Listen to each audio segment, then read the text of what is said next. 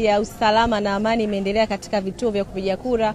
Wingi wa wananchi umeendelea kujitokeza katika maeneo mbalimbali ambayo umepangiwa au umejiandikisha kupiga kura, kutimiza haki yao kikatiba, kuchagua viongozi wanawataka. Na hapa nipo katika kituo cha kupigia kura cha jimbo la Kwahani Kariakoo, ndani ya viwanja vya kufurahishia watoto, ambapo mgombea wa Chama cha Mapinduzi Dr. Hussein Ali Mwinyi naye atapiga kura katika kituo hiki. Na nyuma yangu kama unavyoona tayari misururu imeendelea kupangwa vizuri kwa utulivu kabisa, na wananchi wameanza kupiga kura hapa mapema kabisa katika viwanja hivi, na nataka kuongea na watu tofauti kujua namna gani uchaguzi huo unaozungumzia na miaka ya nyuma hali ilivyokuwa. Na kwa faida ya watazamaji, jina lako nani na umekuja kutimiza haki yako kikatiba, hali ya uchaguzi unaionaje hapa nchini kwetu? Kwa jina naitwa Machano Haji Machano, nikitokea katika jimbo la Kwahani.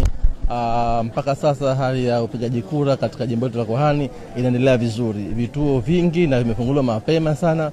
Wapigaji kura ni wengi na wamejitokeza kutekeleza haki yao kikatiba mapema, na mpaka sasa hivi inaendelea vizuri na upigaji kura unaendelea vizuri. Asante sana.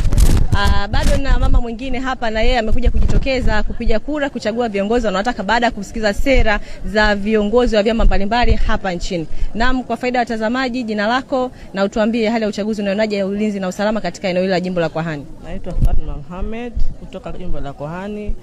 Hali ya uchaguzi iko vizuri, inaendelea vizuri. Nashukuru Mungu, alhamdulillah, bila mgogoro wote. Unani cha kuambia wananchi wenzako? Na pia wajitokeze kwa wingi kuja kupiga kura, kwa sababu ni haki yetu ya msingi.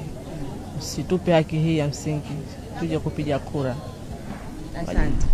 Ikumbuka kwamba kwa upande wa Zanzibar kwa nafasi ya ugombea wa rais wapo wagombea wa vyama 11, na tayari ratiba yao ya kupiga kura wagombea hao imeshawekwa wazi na Tume ya Uchaguzi Zanzibar.